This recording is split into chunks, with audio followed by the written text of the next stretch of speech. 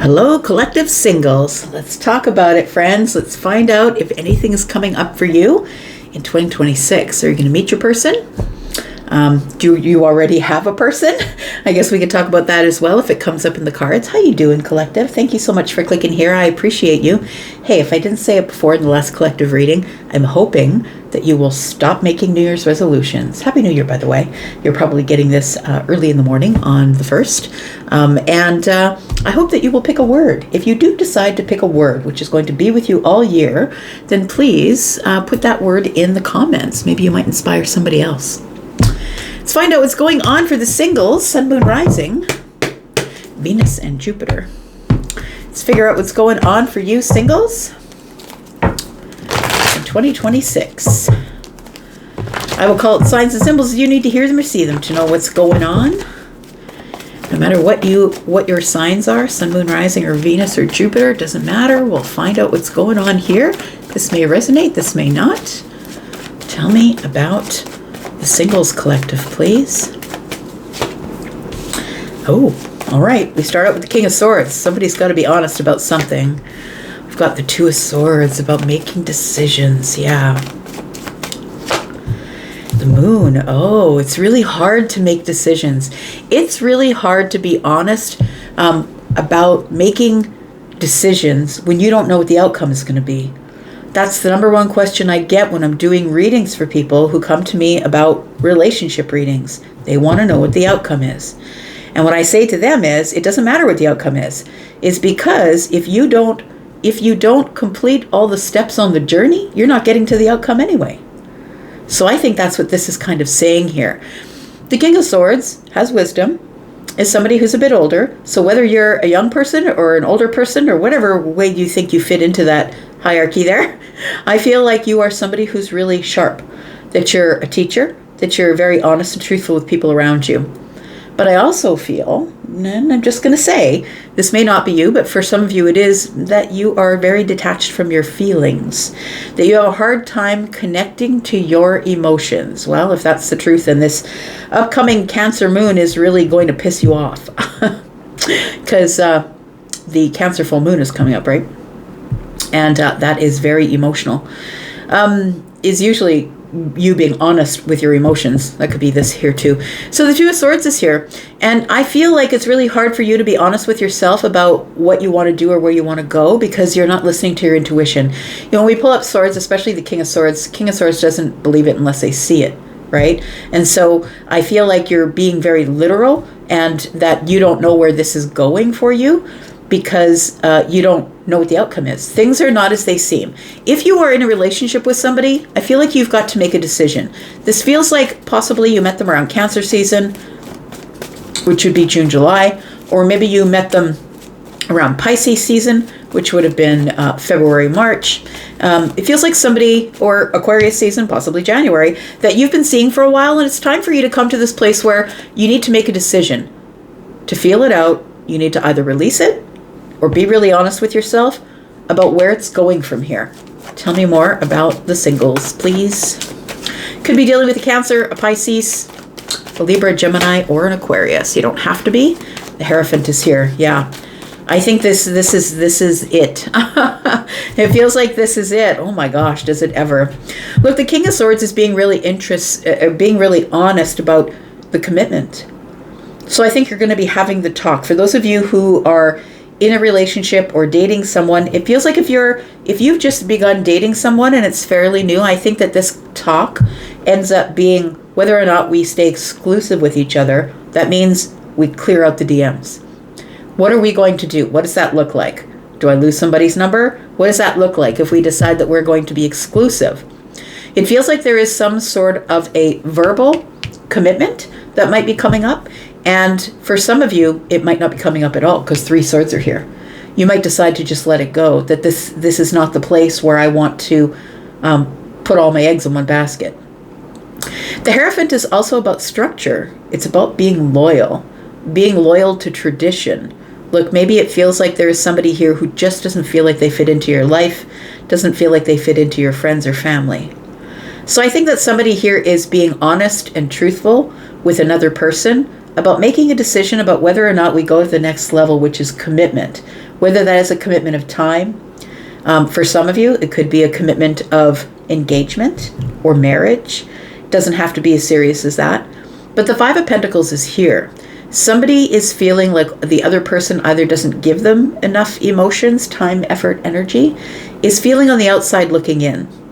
It feels like somebody feels that everyone else gets your attention and you just give me the scraps. So it feels like a conversation's coming up, a big conversation. Ooh, bottom of the deck, future tower, right? So something that is going to shift. I feel like somebody needs to make a decision about releasing something. There is a full moon over the head of the person on the Two of Swords, right? We've got the Page of Swords. Yes. So it feels like this is because of observation.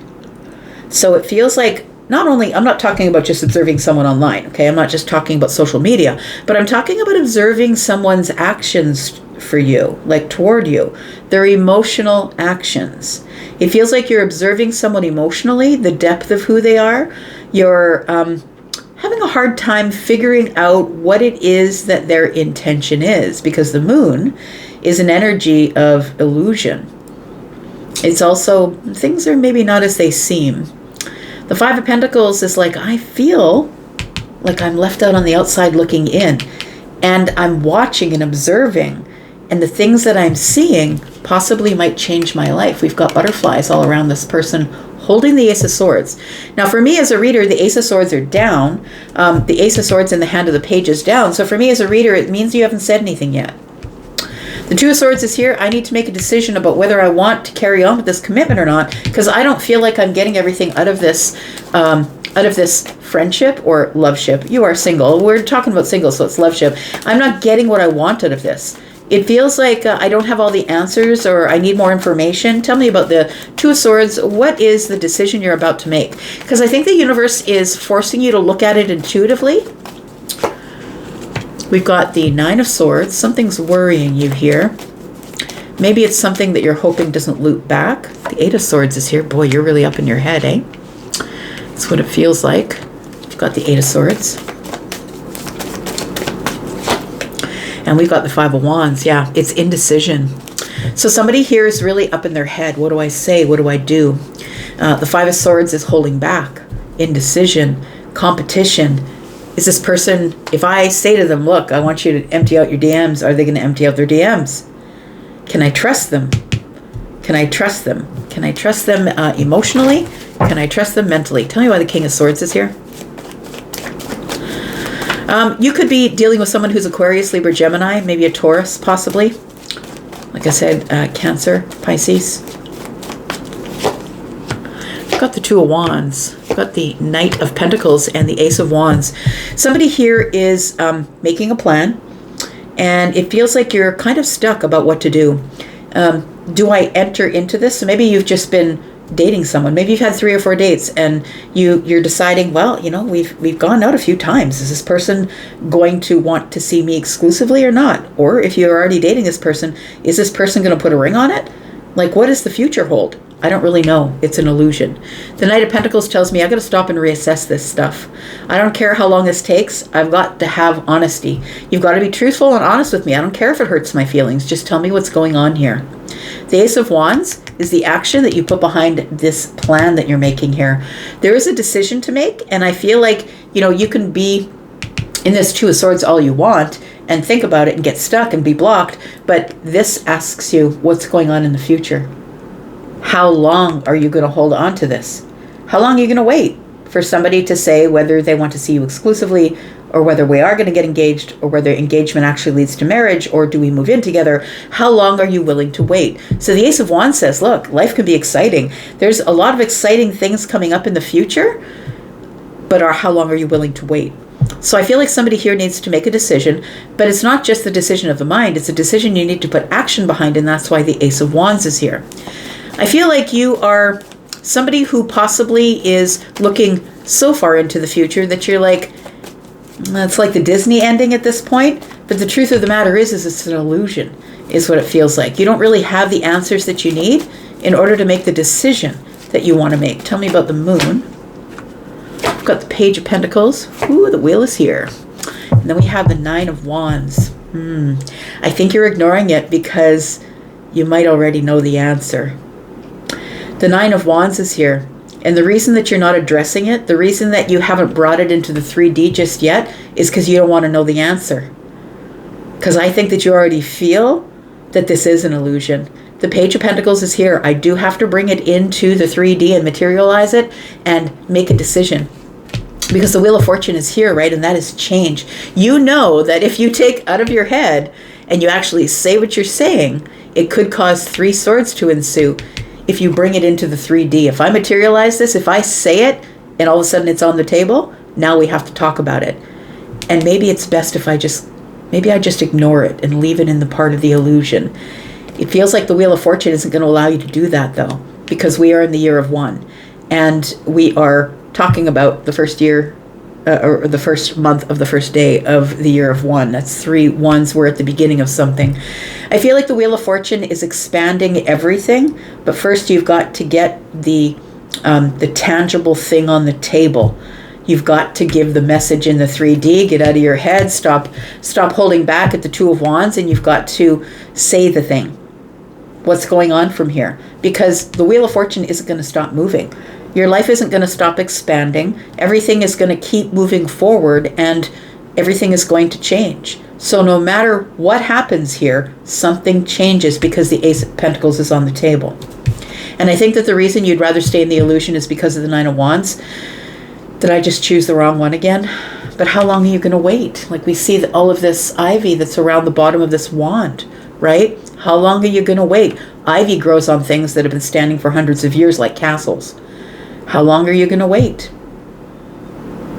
before movement comes along? 8 of Wands, right? So I feel like something needs to be said, and I feel like somebody wants to learn about the commitment, or it's like either we have the commitment or we don't. Either I'm on the outside looking in, because this is Taurus energy, and Taurus is like, I'm in or I'm out. It's light or it's dark. I don't like the gray area. So tell me what's going on. Am I out or am I in? I feel like somebody here just wants the answer. And the Page of Swords tells me I want to learn about it. I want to dig up more information. I feel like you don't have enough information to make this decision. So you're going to ask for more information. What are you going to ask about, collective? Feels like you were about to say something small. Maybe you're going to poke around with open-ended questions. We've got the Ace of Pentacles. Oh no, you're going right there. Ooh, the Death card is here. And the 10 of Wands is here. The thing is this, I want to just say that regardless of the outcome, because I was saying that at the very beginning, look, the outcome doesn't matter. It doesn't matter because if you don't learn everything you need to learn on the journey, the outcome is only temporary. Like you can attract anybody that you want. It doesn't mean it's going to be a permanent attraction. The 10 of Wands is here. Something you're carrying around is that transformation is on the table, literally, right? And metaphorically. The Ace of Pentacles is here. So you're ready to commit. You're ready to invest, and it feels like you're ready to make something real. A real commitment, a real investment. But I think that you think that if you say something, that this is going to come to an end. But either way, death is always a release. You get to release. When you get to the 10, you get to release. So death is not only the release, but the relief, right? Of finally knowing where things are going. Some of you might stay in the moon energy for a while, and I don't say that you shouldn't. I feel like some of you aren't ready to know exactly what's going on in the 3D. I feel like somebody here is just going to be honest with themselves. I feel too, if you're a person who has been single for a really long time, if you've been single for a long time, it feels like this ace that is in the hand of the Page of Swords, that you will meet the person that you will commit to this year. It feels like this commitment structure, but I want to say it's under your terms. So you could be a Taurus, you don't have to be, but you're looking for someone with a very specific set of skills, right? Thinking of Liam Neeson on the phone. I have a particular set of skills. I'm not scared to use them. I feel like you're looking for someone with a very particular set of skills. We're talking about the King of Swords and the Hierophant. They could be a Taurus. They don't have to be. Not everybody's into Taurus energy. But I feel like the energy of Taurus is what you're looking for. You're looking for someone who's loyal, who's on their own path, somebody who has their own life and can do their own thing, and somebody who you don't have to be in their back pocket all the time, or doesn't want to be in your back pocket all the time. Because as much as you can't live without each other, it's toxic, y'all. If you keep spending every 5 seconds in each other's back pocket, it's toxic.